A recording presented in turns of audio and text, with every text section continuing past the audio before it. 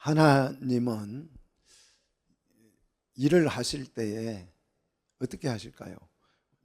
즉흥적으로 모든 걸 하나님이 다 아시니까 그냥 즉흥적으로 일을 하실까요? 결코 그렇지 않습니다. 하나님은 일을 하실 때 가장 먼저 뜻을 세우죠. 그리고 계획을 합니다. 계획을 해서 그 일을 이루어 가는데 그 하나님이 뜻하시고 계획한 일에는 반드시 목적이 있다는 거죠. 목적을 두고 하나님은 일을 하신다는 것입니다. 그리고 하나님이 일을 하실 때에는 이 당신이 계획하고 목적하신 그 뜻을 이루어 갈 사람들을 부르죠. 하나님이 하시는 게 아니고 뜻과 계획을 세워서 그 뜻을 이루기 위해서 하나님은 그 뜻을 이루어 갈 사람을 불러서 그 일에 동참을 시키시고 그 일을 동참한 사람이 충성스럽게 그 일을 잘했을 때에 그에게 상급을 주신다는 게 성경에 하나님이 하시는 일이죠. 자, 그래서 하나님의 뜻을 이루어 가는 사람, 그 사람을 뭐라고 불러요? 뭐라고 부른다고 그랬죠? 하나님의 뜻을 이루어 가는 사람을 포이에오라고 그랬죠. 뜻을 행하는 자, 포이에오, 이루어 가는 사람을 지난 시간에 말씀을 드렸는데 뭐라고 부른다고요? 예수님의 가족이다. 내 형제고 내 자매고 내 어머니고 가족이잖아요. 하나님의 뜻을 이루어 가는 사람을 뭐라고 부른다고요? 가족이라고 부른다고요. 자, 그런데 그러면 굉장히 이제 궁금해지죠. 왜 동창회도 아니고 동문회도 아니고 가족이어야 하는가? 하나님이 천지를 창조하시고 뭘 만드셨어요? 가족을 만드셨죠. 그렇죠? 가족을 만드셨어요. 하나님의 뜻을 실현하는 원리가 가족의 원리예요. 가족의 원리를 따라서 하나님의 뜻이 실현되는 거죠. 그래서 생육하고 번성하라. 요거는 어디에서 일어나는 일이에요? 동창회에서 번성하고 생육하면 돼요? 안 되잖아요. 그렇잖아요. 동호회 가가지고 생육하고 번성하면 안 돼요. 어디에서요? 가족 안에서 가족 내에서 일어나는 일이 생육하고 번성하는 일이죠. 여기에서 벗어나는 일이 죄가 되는 거죠. 그래서 그 벗어나는 일을 불륜이라 그러고 간음이라 그러고 성경은 그렇게 말하고 있는 거죠. 자, 성경이 좀 충분하게 우리는 이해돼야 돼. 예수 믿는 사람이 성경이 이해가 안 되면 심각한 거죠. 자, 여러분 오늘 이 성경을 배우는 시간을 통하여서 성경이 정말 이해되기를 축복합니다. 하나님의 뜻과 계획, 목적은 애매하다, 선명하다. 너무 선명하다. 고민할 필요가 전혀 없을 만큼 분명하고 확실하다는 것입니다. 자, 오늘 본문은 비유를 통해서 하나님의 뜻이 어떻게 이루어지는지를 설명해 주고 있어요. 자, 하나님의 뜻이 어떻게 실현되어지는가, 어떻게 뜻이 이루어지는지를 예수님이 뭐로 설명한다고요? 비유로 설명한다고요. 그래서 마가복음 오늘 이 4장 비유는 예수님의 모든 비유 중에서 기초 비유다. 기초, 또 근본이다. 모든 비유의 근본이고 핵심입니다. 오늘 이 4장의 비유를 이해를 못하면 다른 비유들은 아예 이해를 못하는 거예요. 오늘 4장 이 비유만 제대로 이유되면 다른 비유들은 자동으로 이해될 줄로 믿으시기를 축복합니다. 그래서 오늘 이 비유를 정말 예수 믿는 사람으로서 정말 집중해서 잘 이해가 되기를 축복합니다. 자, 예수님은 가르칠 때에 주로 예수님이 가르치는 장소는 회당에서, 산에서, 또 바닷가에서, 또 어디에서요? 광야에서, 또는 집에서 가르쳤죠.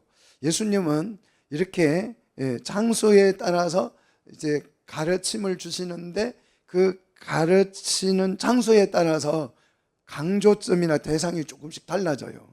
자, 3장 13절에 보면 예수님이 어디에 올랐어요? 산에 올라서 가르쳤는데 산에 올라서 가르치는 그 대상이 누구였어요? 제자들이죠. 그러니까 산으로 높이 올라가요. 그러면 대중들이 따라오지 못하잖아요. 좁고 협소하니까. 제자들만 상대로 해서 집중 교육을 하고, 오늘 4장 1절을 보면 어디에서요? 바닷가에서. 바닷가는 넓잖아요. 그러니까 이 대상이 주로 누구겠어요? 큰 무리가 되겠죠. 대중이 되겠죠. 자, 대중을 교육할 때는 광야나 바닷가에서 예수님은 주로 가르치셨다는 거죠. 자, 그래서 마가복음에서 이제 이 굉장히 강조하는 단어가 나오는데, 바로 이 바닷가에서 가르치시니 할 때 이 가르치다라는 단어예요. 앞에서도 이 가르친다는 단어가 끊임없이 교훈이라는 말로 새 교훈이다 이런 식으로 해서 표현됐는데, 전부 다 가르치다는 단어예요. 이 가르치다는 헬라어는 디다스코라는 뜻인데, 원래 이 디다스코의 의미는 받아들이기 위하여 반복해서 손을 뻗는다는 뜻이에요. 그래서 어떤 사람으로 하여금 어떤 것을 받아들이게 하는 것, 수용하도록 만드는 것이 디다스코입니다. 받아들일 때까지 반복적인 가르침을 통해서 계속 반복을 시켜서 그것이 자기의 삶이 되도록 만들어버리는 게 디다스코예요. 여러분, 뭡니까? 군대에 가면 유격 훈련을 계속해서 반복하죠. PT 훈련을 끊임없이 반복하고 굉장히 반복을 시켜서 그냥 자다가 일어나도 자동으로, 또 이 무술을 하는 사람도 끊임없이 반복시켜서 어느 상황 어느 때든지 뭐 적이 공격해 온다든지 주먹이 날아오면 반사적으로 탁 막아낼 수 있도록 그렇게 훈련을 시키는 게 바로 디다스코예요. 그러니까 하나님의 뜻이 세워질 때까지, 하나님의 뜻이 우리의 삶이 될 때까지, 일상이 될 때까지 반복해서 가르치는 것을 디다스코, 이 가르침이라고 합니다. 자, 그런데 이걸 이제 뭐 교훈, 가르침 이렇게 표현하다 보니까 교훈, 좋은 말을 하는 건가? 이게 절대 아닙니다. 좋은 말을 하는 게 아니고 받아들일 때까지 끊임없이 반복하는 행위를 디다스쿠라 그래요. 그래서 이 가르침이라고 하는 것은 교육하는 방식이에요. 그러면 교육하는 방식을 말하는데, 그럼 뭘 가르치느냐? 그 교육하는 교재가 뭐냐? 그 교재가 뭡니까? 하나님의 말씀이죠. 성경을 가지고 우리의 삶이 될 때까지 끊임없이 반복해서 가르치는 것, 이걸 가르침이다, 디다스쿠라고 합니다. 그래서 하나님의 말씀으로 규례와 법도를 가르쳐서 하나님의 뜻이 실현되도록 계속 가르치면 뭐가 생겨요? 계속 가르치면 뭐가 생겨요? 내게 능력이 생기잖아요. 그 능력, 집중 교육을 하면 실력이 생기잖아요. 집중 사격 훈련을 하면 총을 쏘는 능력이 생기잖아요. 하나님의 말씀, 성경을 가지고 규례와 법도를 끊임없이 집중해서 가르치면, 집중 교육을 하면 능력이 생기는데, 이 능력은 뭐 하는 능력이다? 하나님의 뜻을 실현하는 능력이 생긴다는 거예요. 이게 바로 가르침이에요. 그러니까 설교 한번 듣고 지나가는 건 아무 의미가 없는 거예요. 자, 예수님은 하나님의 뜻과 목적을 이루는 그 과정 방식을 여러 가지 비유로, 오늘 본문 보니까 여러 가지 비유로 말씀을 하셨다 그랬어요. 그런데 오늘 13절 우리 한번 같이, 너무 중요하니까 13절 같이 한번 읽도록 하겠습니다. 너희가 이 비유를 알지 못할진대 모든, 자, 이 비유를 알지 못하면, 오늘 설명하는 이 씨 뿌리는 비유를 알지 못하면, 다른 비유는 안다, 모른다, 모른다는 뜻이에요. 정말 이 비유가 너무너무 중요하다. 예수님은 정말 강조하고 있는 거죠. 그런데 사람들은 예수님이 이렇게 강조한다는 것조차도 몰라요. 꼭 이렇게 13절 같이 읽어봅시다. 요 말이 무슨 뜻이에요? 해야 그렇네 하고 생각을 하죠. 그래서 오늘 이 씨 뿌리는 비유는 모든 비유의 핵심이고 기초고, 정말 요게 이해돼야 다른 비유도 이해된다는 것을 아셔야 합니다. 오늘 이 비유는 반드시 완벽하게 이해하는 것이 중요합니다. 자, 11절 비유의 내용은 뭐냐? 하나님의 나라죠. 이 하나님의 나라의 비밀을 설명하는 게 비유다. 이해되셨어요? 그리고 이 비유의 대상 11절입니다. 대상은 누굽니까? 누구에게 이 비유를 하나님 나라의 비밀을 설명해 줍니까? 너희에게 설명해 준다. 너희에게. 그런데 그 뒤에 보면 외인과 대조를 이루죠. 너희와 외인은. 외인에게는 이 비밀을 설명해요, 안 해요? 안 해주겠다는 거죠. 누구에게만 해주겠다? 너희에게만 해주겠다는 거예요. 자, 외인에게는 하나님의 나라의 비밀이 주어지지 않습니다. 설명되어지지 않습니다. 자, 그러면 너희는 누구죠? 너희가 누구예요? 외인과 너희가 나오는데 너희는 누굽니까?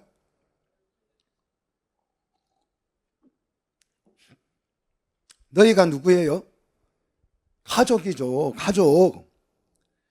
왜 가족? 12제자다, 예수님 믿는 사람이다, 다 맞는 말이에요. 그런데 여기에 누가 나와요? 외인이 나오잖아요. 가족 아닌 사람이 뭐라고 불러요? 외부 사람이잖아요. 그러니까 너희는 누구라고요? 가족이죠. 자, 예수님의 가족이 아니면 외인이다. 외부 사람이다. 가족 밖의 사람이 외인이잖아요. 그죠? 자, 이 외인에게는 하나님의 나라의 비밀이 주어져요, 안 주어져요? 안 주어진다는 거죠. 하나님의 나라의 비밀을 알지 못하는 사람은 하나님의 뜻을 이룰 수 있어요, 없어요? 당연히 모르는 거예요. 비밀인데. 뜻을 모르는데. 가족이 아니면 이 뜻을 몰라요. 하나님이 십자가에 심어준 이 뜻을 전혀 알지 못해서, 외인은 이 뜻을 알지 못해서 이루지 못하는 거죠. 그래서 하나님을 뜻을 세우는 자, 포이에오, 행하는 자라고 3장 35절에 기록이 되어 있죠. 행하는 자가 아니고 포이에오, 뜻을 실현하는 자, 이루는 자만이 예수님의 가족이 되어서 하나님의 나라의 비밀을 어떻게 한다? 이해할 수 있게 된다. 그래서 그 뜻을 내가 실현할 수 있게 된다. 그 얘기를 하고 있는 것입니다. 자, 하나님의 뜻이 뭐냐? 이러면 사람들이 막 헷갈려하고 애매하게 하고 생각하고, 하나님 뜻을 사람이 어떻게 하냐? 뭐 이래요. 하나님의 뜻은 가족에게는 비밀이 아니에요. 누구나 알 수 있습니다. 가족 구성원은 누구나 알 수 있습니다. 여러분 가정에도 가족끼리 아는 게 있어요. 그래서 그 가족끼리 공감대가 형성되어져 있는 것이 있는데, 그 외부 사람은 그 공감을 못하죠. 바로 하나님의 나라는 하나님의 가족만이 공감이 되는 거죠. 자, 그래서 하나님의 뜻과 상관없이 신앙생활을 하는 사람은 교회를 다녀도 그 사람은 뭐다? 가족이 아니고 외인이다. 교회 안에 있어도 그 사람은 외인이에요.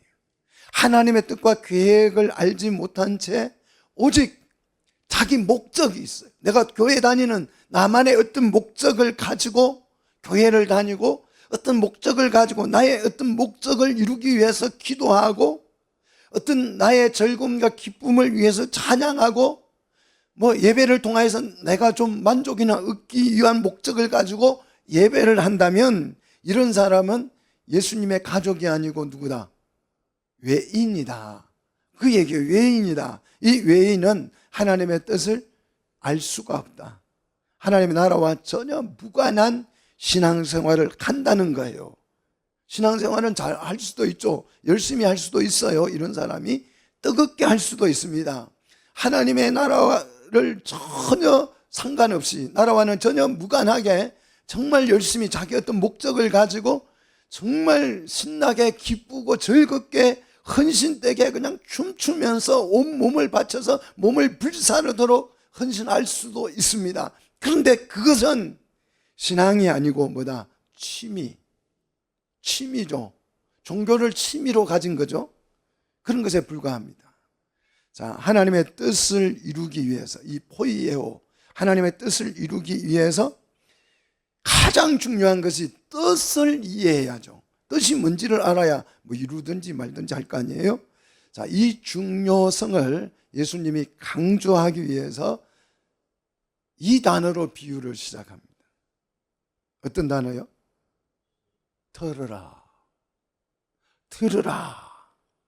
이러면 좀 눈이 커져야 돼요.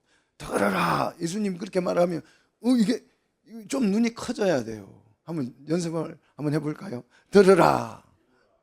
눈이 좀 커지라. 눈을 키우라고. 눈을. 이게 무슨 소리? 뭘 들으라는 소린가? 이 들으라는 단어 어디서 들었어요? 예? 들으라. 어디서 들은 거예요? 이게 이제 기초예요. 이걸 모르면 아직 성경의 기본이 안 돼 있다 이러는 거예요. 들으라 하면 우리는 딱 생각이 나야 돼요. 자다가도 생각이 나야 되죠. 쉐마의 말씀이죠. 쉐마의 말씀. 신명기에 이스라엘아 들으라 하면서 너는 마음을 다하고 힘을 다하고 뜻을 다하여 주 너의 하나님을 사랑하라. 내 이웃을 내 몸처럼 사랑하라. 그것을 손목에 메고 기호로 삼고 앉을 때나 일었을 때나 집에 있을 때나 나갈 때에나 들으라 하면서 했던 그 쉐마의 말씀. 이거는 누구든지 교회를 다니고 예수를 믿는 사람이라면 귀에 박혀 있는 거죠. 자, 들으라는 이 말은 경청하라는 뜻도 있지만 내 말 들어. 무슨 뜻이에요? 내 말 들어 하면 무슨 뜻이에요? 그냥 귀로만 들으라는 말입니까? 안 들으면 죽어. 내 말을 들어야 사는 거야. 내 말을 말한 대로 행동을 해. 이 말이잖아요. 들으라는 말은 귀로 들으라는 말도 있지만 행동을 요구하는 명령어잖아요. 그죠? 자, 들으라 하면 여러분은 이제 쉐마의 말씀이라 그래요. 그걸요, 쉐마의 말씀이 생각나야 합니다. 이 쉐마의 말씀은 내용 전달뿐만 아니라 그 말씀대로의 삶을 요구하는 거죠. 그 말씀이 내 삶이 되어야 한다는 뜻이에요. 그래서 쉐마 교육의 핵심은 하나님을 사랑하고 이웃을 사랑하라는 거죠. 근데 사람들이 여기까지만 알아요. 하나님을 사랑하고 이웃을 사랑해야 된대. 이렇게만 말하고 끝나죠. 그러면 뜻이 이루어져요? 안 이루어져요? 안 이루어지죠. 왜 사랑해야 하는지를 아죠. 하나님은 일을 할 때에 뜻을 세우시고 계획하시고 목적을 두고 일하신다고 그랬잖아요. 그러면 사랑하라고 할 때에는 사랑해야 되는 목적이 있을까요? 없을까요? 당연히 있는 거죠. 이웃을 내가 미치도록 사랑하면 뭐가 될까요? 교회가 되는 거예요. 이게 이제 이해가 되셔야 돼. 내가 이웃을 죽도록 사랑하면 뭐가 된다? 교회가 되는 거죠. 어떤 여인을 내가 죽도록 사랑하면 부부가 되고 가족이 되는 것처럼 우리가 성도들이 이웃을 내 옆에 있는 사람을 미치도록 사랑하면 뭐가 된다? 교회가 된다. 하나님을 엄청나게 사랑하면 뭐가 될까요? 하나님 나라가 되는 거죠. 왜 우리는 이웃을 내 몸처럼 사랑해야 하는지 이해가 되셔야 해요. 이걸 모르고 그냥 이웃만 사랑하면 돼. 이러면 아무것도 안 되는 거예요. 사랑해서 뭐 할 건데요? 막 라면 사주고 밥 사주고 그래서 뭐 할 건데요? 그냥 잘 지내보자고요? 그건 동창회지요. 동창회 가면 밥도 사주고 커피도 사주고 다 하잖아요. 동호회 가면 그 동호회하고 뭐 다를 게 있어요? 하나 힘과 뜻과 마음을 다해서 하나님을 사랑하면 뭐가 돼요? 하나님 나라가 되는 거죠. 하나님과 한 몸이 되니까 그 나라가 가족이 되는 거죠. 자, 이 뜻을 이해하지 못하고 미치도록 하나님을 사랑하고 이 목적을 모르면서 그냥 성경이 사랑하라고 했으니까 나는 지금부터 사랑할 거야. 마음과 뜻과 힘을 다해서 하나님을 사랑합니다. 그래가지고 하나님 말씀이라 그러면 막 온 충성을 다하고 헌신을 할지라도 사랑해서 뭐가 되는지를 모르고 하는 그런 열심 있는 성도를 우리는 뭐라고 부르냐 그러면 광신도라고 부르죠. 광신도는 뭐예요? 맹목적으로, 목적 없이 맹목적으로 그냥 말씀 사랑하라고 했으니까 나는 막 미친 듯이 사랑할 거야 이러는 사람이 광신도예요. 정말 저는 교회 안에서 이 광신도들을 진짜 많이 봤어요. 열심히 한다 싶으면 목적 없이 그냥 맹목적으로 주님 말씀이 사랑하라고 했으니까 사랑하지 하면서 막 사랑하는 척 하는데 그 목적을 이루지 못하죠. 그런 사람들이 전부 다 광신도입니다. 하나님과 이웃을 사랑함으로써 하나님의 뜻과 계획, 목적이 이루어지는 줄 믿으시기를 축복합니다. 자, 그러면 하나님의 뜻은 어떻게 이루어지는가? 비유를 보십시다. 3절을 보면 누가 나와요? 씨를 뿌리는 자가 나오죠. 씨를 뿌리는 자. 이 씨를 뿌리는 이 사람은 누굴까요? 누가 와서 씨를 뿌렸어요? 예수님이 와서 뿌렸잖아요. 씨를 막 뿌리고 다녔잖아요. 가르침이 뿌리는 거라니까요. 가르침이 뿌리는 거. 자, 또 제자들이죠. 또 사역자들, 그리스도인들이 될 수도 있겠죠. 이제 확대 해석을 하면, 자, 씨를 뿌리는 자가 씨를 뿌리는 목적이 있죠. 그냥 재미삼아 뿌리지는 않잖아요. 그 씨를 뿌리는 목적이 있잖아요. 그 목적이 뭘까요? 열매죠. 근데 열매기는 열매인데 어떤 열매요? 1대 1입니까? 아니면 1대 30, 1대 60, 1대 100배입니까? 하나를 심어서 30을 얻고자 하는 것입니까? 하나를 심어서 하나를 얻고자 하는 것입니까? 30배, 60배, 100배를 얻고자 하는 거죠. 이게 목적이다 이 말이죠. 그래서 씨를 뿌리는 자가 씨를 뿌리러 나가서 씨를 딱 뿌렸더니 오늘 4절 보니까 이 씨가 어디에 떨어졌어요?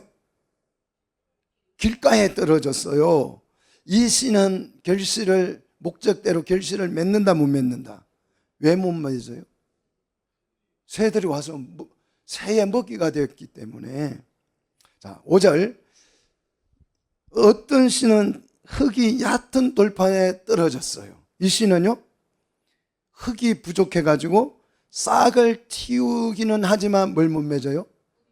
뿌리를 내리지 못해서 열매를 이것도 못 맺어요. 길가에 떨어진 것도 못 맺지만 돌밭에 떨어진 이 씨도 열매를 못 맺는다는 것이 목적한 바가 이루어지지 않죠. 그 다음 씨 뿌리는 자의 목적이 이루어지지 않는 거죠. 자, 7절 어디에 떨어진 씨가 나와요? 가시덤불이죠. 가시덤불에 떨어진 씨. 역시 이 씨도 싹을 틔우기는 틔우지만 자라서 가지를 내기도 하지만 가시에 짓눌러서 열매를 맺지 못한다는 거예요. 자, 그러면 이 씨 뿌리는 의도대로, 뜻대로, 하나님의 의도, 목적대로 열매를 맺는 씨는 무슨 씨냐? 8절 어디에 떨어진 씨? 좋은 땅에 떨어진 씨가 열매를 맺더라. 여기서 이해 안 되는 단어가 하나라도 나옵니까? 너무 쉽죠. 초등학생 1학년 수준이면 다 알 수 있는 이솝 우화 수준 정도 되는 아주 간단한 얘기죠. 하지만 이 비유가 가족은 이해가 되지만 누구는 외인은 이해를 한다 못한다. 이해가 안 된다는 거죠. 자, 이렇게 열매를 맺는 사람만 누가 된다? 예수님의 가족이 된다. 왜? 하나님의 뜻을 이루기 때문에. 그래서 예수님이 다시 강조합니다. 9절 귀 있는 사람은 들으라. 귀 있는 사람은 들으라. 세상에 귀 없는 사람이 있다 없다? 없죠. 이 말은 무슨 뜻인가? 반드시 이 말씀을 이해하고 열매를 맺도록 해라. 들으라는 말은 그냥 귀로만 듣는 것이 아니고 실제 열매를 맺어야 된다 이 말이잖아요. 그죠? 예. 귀가 있다면, 예, 귀가 없는 사람이 없으니까 이 말씀을 듣는 모든 사람은 반드시 이 말씀대로 뭘 맺어야 한다? 열매를 맺어야 한다. 근데 우리가 귀가 없어서 못 듣는 것이 아니고 관심이 없어서 못 듣는 거예요. 이 씨에 대한 관심이 전혀 일어나지 않기 때문에, 배울 마음이 없기 때문에 들리지 않는 거죠. 자, 제자들은 이 비유의 의미를 이해하지 못해서 예수님께 질문을 합니다. 자, 예수님께 질문을 하니까 예수님은 제자들이 누구예요? 가족이죠. 가족이니까 비유를 설명해야 하네요. 설명하죠. 그러나 외인에게는 설명을 한다 안 한다? 외인은 안 해주겠죠. 가족은 해주지만 가족에게는 설명을 하는데 외인에게는 설명을 안 한다는 거예요. 그러면 왜 외인에게 이 비유를 비밀로 하는지를 12절에 설명합니다. 왜 설명하냐? 그들은 외인이죠. 가족이 아닌 사람들은 보기는 보아도 알지 못하며 듣기는 들어도 깨달지 못하게 해서 돌이켜 뭘 받지 못하게 한다? 죄사함을 받지 못하게 한다. 와, 그러면 예수님은 가족하고 외인을 굉장히 차별하시는 그런 뜻인가? 정말 이것이 예수님의 진짜 의도인가? 그렇지 않죠. 반의적 강조를 하는 거죠. 정말 깨달아 죄사함을 받지 못하게 하려는 의도가 아니고 깨달아야 한다는 것을 강조할 의도로 이렇게 말씀을 하는 거죠. 그러면 어떻게 하면 이 비밀을 깨달을 수 있다고요? 하나님의 뜻을 세우면, 그 뜻을 따라 행하면 뭐가 돼요? 가족이 되면 이 비유를 이해한다 못한다 할 수 있겠네. 가족이 되라고 강조하는 거죠. 하나님은 가족으로 가족이 되어야 하나님의 그 뜻을 실현할 수 있기 때문에 그래요. 가족이 안 되면 생육하고 번성할 수가 없어요. 하면 안 돼요. 가족이 아닌데 생육하고 번성해가지고 막 며칠 있다가 어느 집에서 아들이 툭 튀나오고 또 몇 년 살다가 보니까 어디에서 툭 튀나오고 심각해져요. 가족이 깨진다니까요. 가족이 되는 게 아니고 그렇게 되면 가족 안에 들어와야 이 비밀과 뜻이 이해돼서 그 뜻을 이룰 수 있다라는 것입니다. 자, 그래서 예수님은 이 제자들에게 씨 뿌리는 자의 비유를 해석합니다. 자, 씨를 뿌리는 자는 뭘 뿌리는 자다? 말씀을 뿌리는 자다라는 거죠. 말씀을 선포하고 가르치는 자는 누구요? 예수님이시고.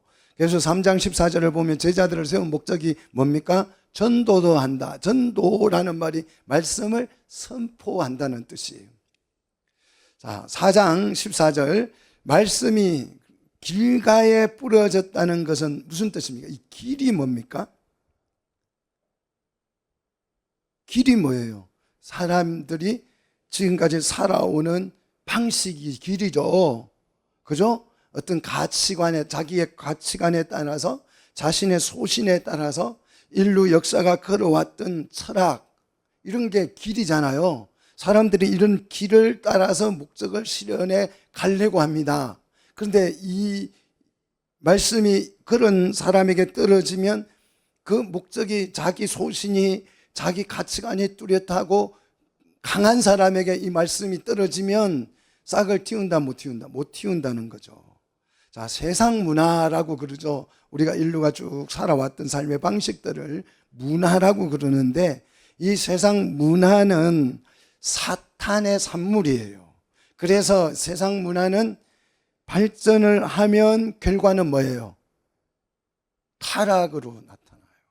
자, 우리나라가 엄청 발전을 해요. 발전해가지고 무한 발전을 해가지고 세계 최고의 나라가 됩니다. 그러면 어떤 현상이 일어날까요? 타락해요. 일본이 우리나라보다 잘 살았었죠. 성적 타락이 굉장히 일본이 심했죠. 로마가 그런 부패, 성적 부패로 망하고 신라도 마찬가지. 나라가 잘 살게 되면 타락으로 가집니다. 이게 세상 문화에 그래서 하나님의 뜻을 이룰 수가 없는 거예요. 이 방식으로 우리가 하나님의 뜻을 이루어 갈 수 없습니다. 이런 것들로 하나님의 계획을 이룰 수가 없어요. 왜? 세계 이 뿌려진 씨앗을 빼앗겨 버리기 때문에 하나님의 뜻이 이루어지지 않는 거예요. 가치관이 너무 뚜렷하고 인류의 삶이 살아왔던 방식으로는 하나님 나라가 이루어지지 않는데, 그 이유는 말씀이 주어져야 그 말씀의 뜻이 이해돼서 열매를 맺게 되는데, 이 말씀을 누가 빼앗아가 버린다고요? 새가 빼앗아가 버린다. 이 새는요, 땅에 속한 동물이 아니고 하늘에 속했죠. 그래서 사단을 상징하는 것입니다. 사단이 우리 말씀을, 뿌려진 말씀을 어떻게 해버린다고요? 빼앗아 간다. 자, 말씀이 떨어지면 가장 먼저 반응을 하는 존재가 사단입니다. 자, 오늘 하나님의 말씀이 선포되는데, 이 말씀이 선포되면 사단이 먼저 반응을 하죠. 그래서 그 말씀을 빼앗아 간다는 거예요. 자, 말씀을 우리는 빼앗길 수 있다는 것을 알아야 돼요. 내가 하나님의 말씀을 들으면 되는 것이 아니고 이 말씀을 빼앗길 수 있다는 거예요. 자, 하나님의 말씀을 빼앗긴 자는 하나님의 뜻을 이룰 수 없죠. 이런 유형의 그리스도인들은 하나님의 말씀을 자기의 삶의 방식으로 삼지 않아요. 하나님의 말씀을 듣지만 하나님 말씀보다는 자기가 살아왔던 삶의 태도나 방식, 가치가 더 우선하죠. 그때 사단이 그 말씀을 빼앗아 가서 열매를 맺을 수 없다는 거예요. 자, 이해가 됐습니까? 말씀은 듣지만 말씀을 들었는데 진짜 삶을 사는 방식은 자기가 사는 방식으로 사는 거죠. 기껏 와서 말씀을 들었어요. 근데 생활을 할 때는 하나님 뜻을 이루는 방식으로 가는 게 아니고 자기의 목적을 이루는 방식으로 산다 이거죠. 그러면 그 사람에게 말씀이 존재한다 안 한다? 빼앗겨서 존재 자체가 안 된다는 거죠. 자, 시편 1편이 생각나셔야 돼요. 이런 말씀을 들으면 복 있는 사람은 악인의 길을 가지 않죠. 죄인의 길을 가지 않고 악인의 길을 따라가지 않죠. 말씀을 좋아해서 말씀을 즐거워하죠. 이게 심지어 목회자도 내 뜻과 내 목적을 하나님의 말씀과 하나님의 뜻과 무관하게 자기 목적을 위해서 목회를 하는 경우가 있을 수 있죠. 그건 길가에 떨어진 씨와 같죠. 그 목회 열매는 맺을 수 없다. 아무리 교회가 크고 하려 해도 열매가 맺히지 않는다는 거죠. 16절. 자, 두 번째, 돌밭에 떨어진 씨는, 이 돌밭은 뭐냐? 뭐가 돌밭일 것 같아요? 돌이 많으니까 돌밭이지 뭐. 자, 이렇게 하면 비유를 모르는 거예요. 예, 뭐가 돌밭이에요? 우리는 이 땅에 살 때 자기 방식으로 살고 자기 가치관을 가지고 살아가지만 또 다른 삶의 방식이 있죠. 뭡니까? 전통이죠. 전통을 따라 사는 거죠. 또 문화를 따라 살고 규정이나 법률을 따라 살죠. 그렇지 않으세요? 우리 법률 따라 규정 따라 살잖아요. 관습을 따라 살아가잖아요. 자, 세상 방식에 맞서서 하나님의 뜻을 세우려고 하면 무슨 일이 일어날까요?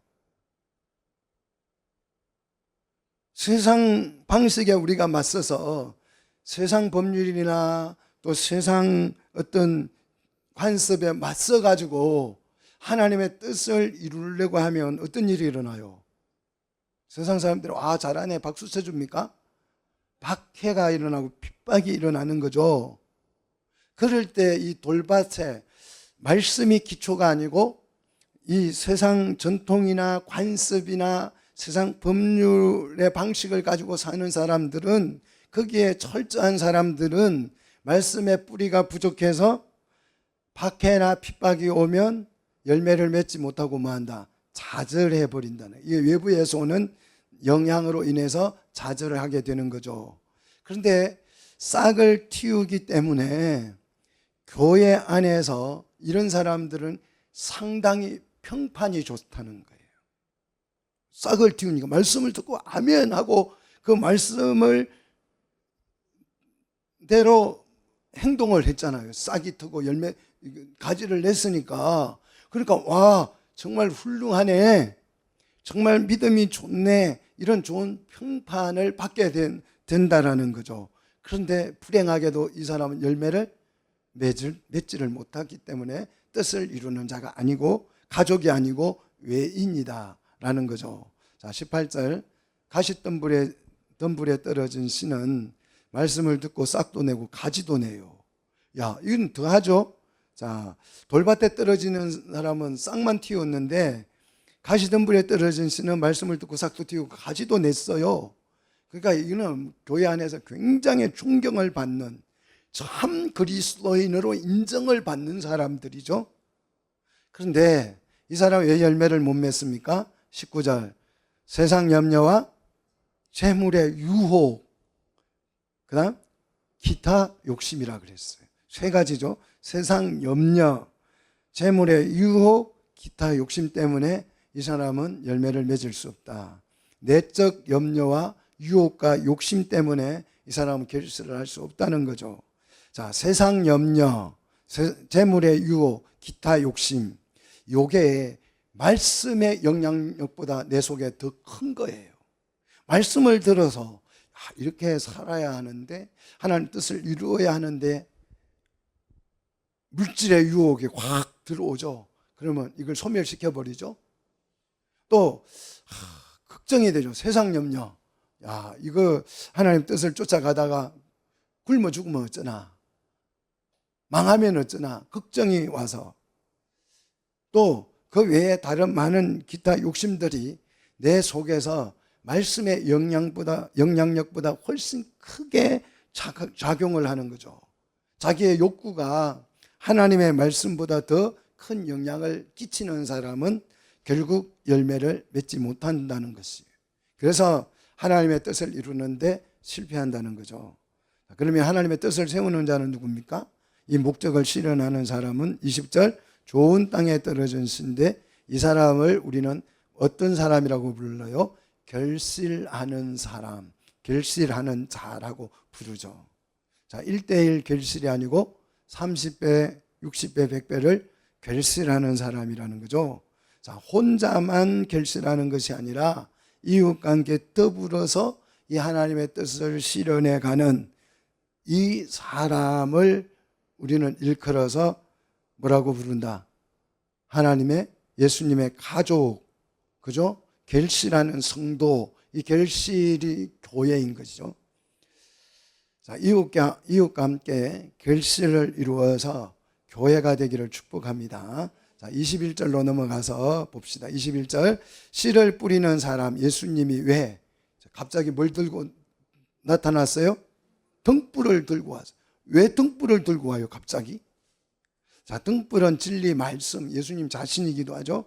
이 등불을 가져와서 어디에 놓으려고? 말 아래 말 위에, 평상 위에, 평상 아래가 아니고 평상 위에 둘려는 목적이죠. 자, 말이 뭡니까? 타고 다니는 말이 아니고, 여기서 말은 뭐예요?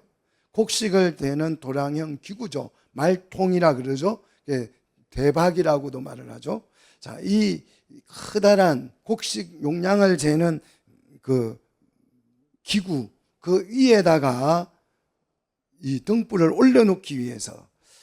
자, 그런데 이 등불에는 이 말이라고 하는 곡식을 재는 이 도랑형 기구를 예수님이 가지고 옴으로써 씨 뿌리는 열매와 지금 이 비유가 연관이 있다는 것을 지금 표현하고 있는 거죠.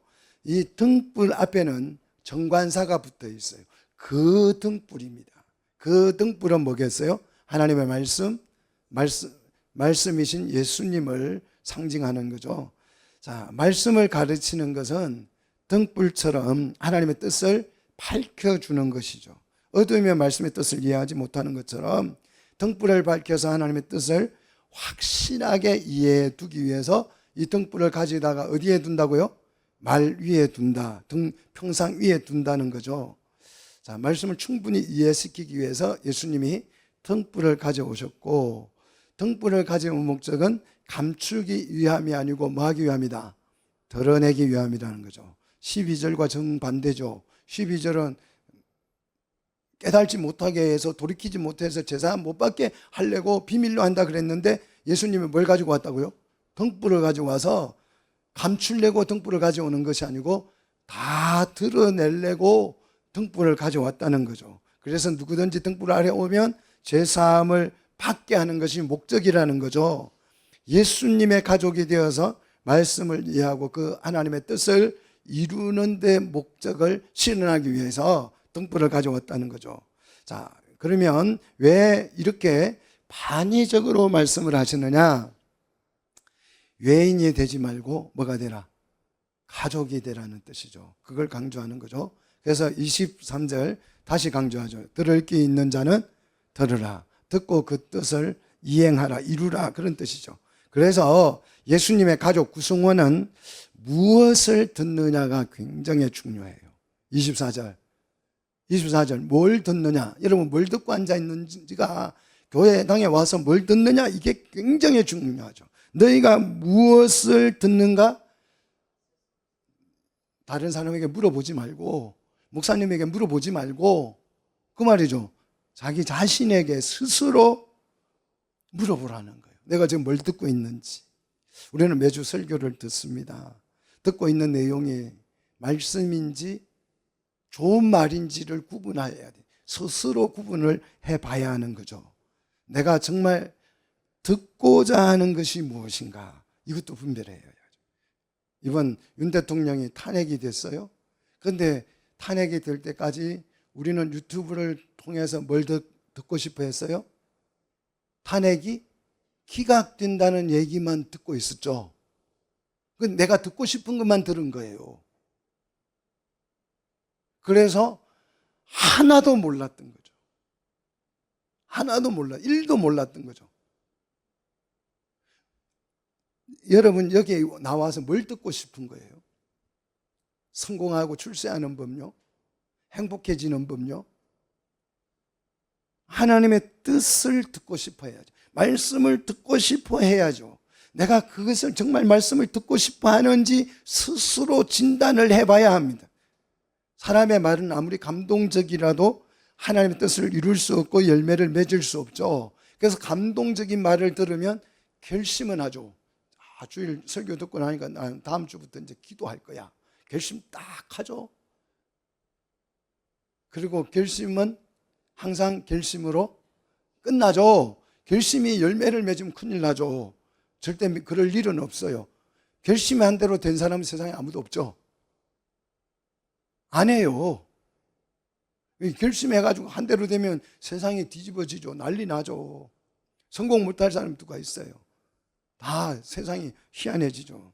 그러나 말씀을 듣고 이해하면 이해한 것만큼 더 풍성해진다. 말씀을 듣고 헤아렸어요. 헤아렸다는 이해를 했다는 뜻이죠.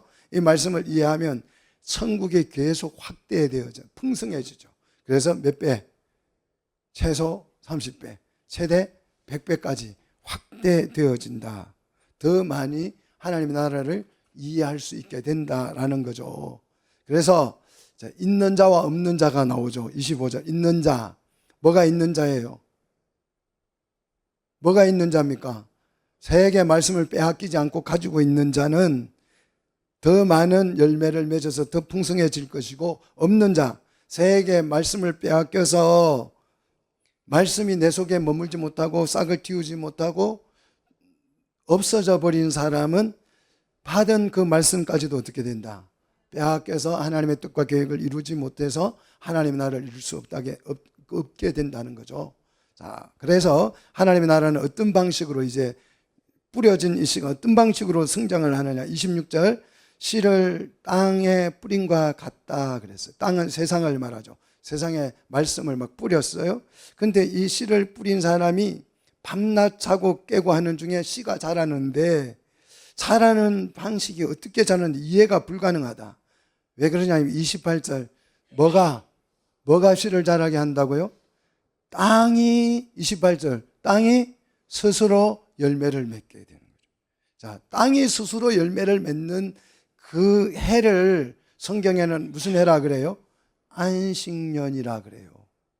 안식년에는 씨를 뿌리지 않아요. 땅이 스스로 열매를 맺는 거죠.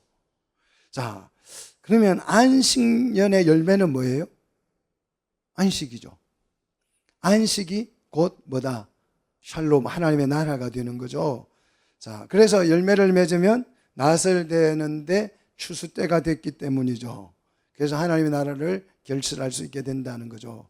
이 말씀을 통해 시작되는 하나님의 나라는 그렇게 대단하게 보이지 않습니다. 호기심을 막 유발할 만큼 엄청 하나님 말씀을 제가 얘기하니까 호기심을 막 정말 나에게 호기심을 자극할 만큼 엄청난 그런 얘기가 아니에요. 31절 보면 관심을 갖고 집중해서 보이지 않으면 보이지 않을 만큼 아주 미미하게 이 나라가 시작을 한다는 거죠. 그런데 이 씨가 땅에 심겨지면 엄청난 일이 일어나는데 어떤 일이 일어납니까?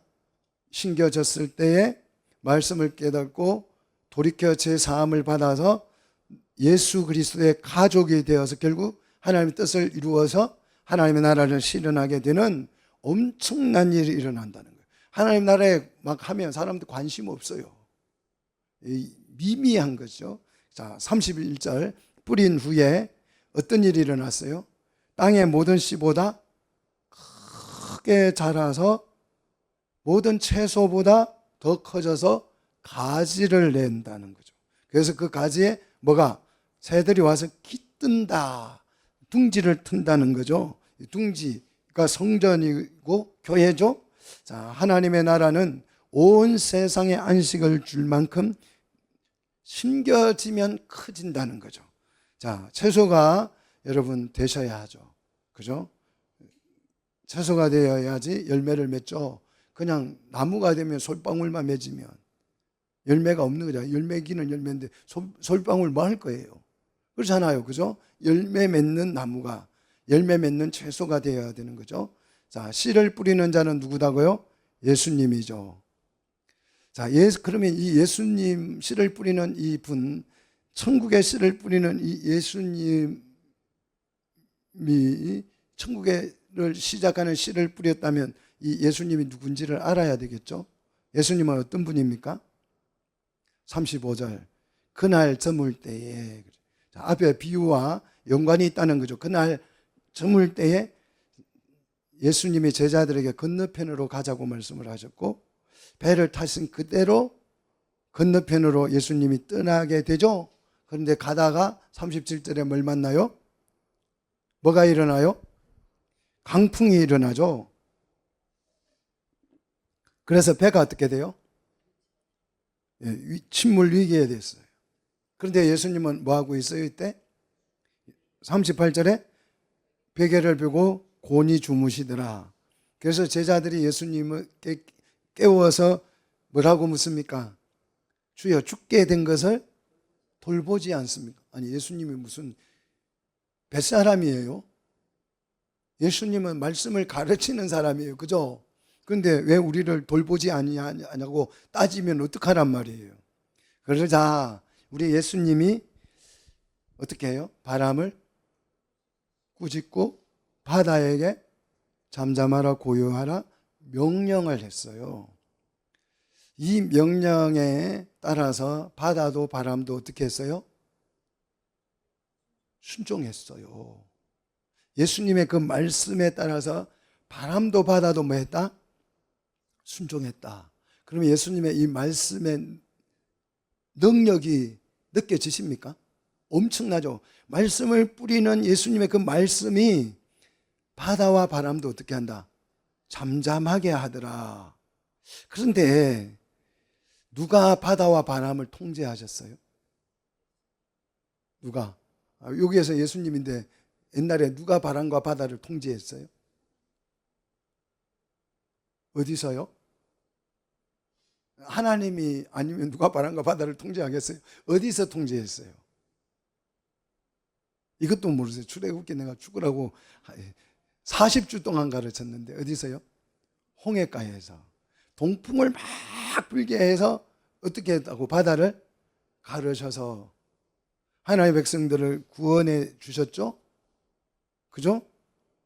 그 애굽에서 바다와 바람을 통제하여서 구원하신 그 출애굽의 하나님이 곧 누구다?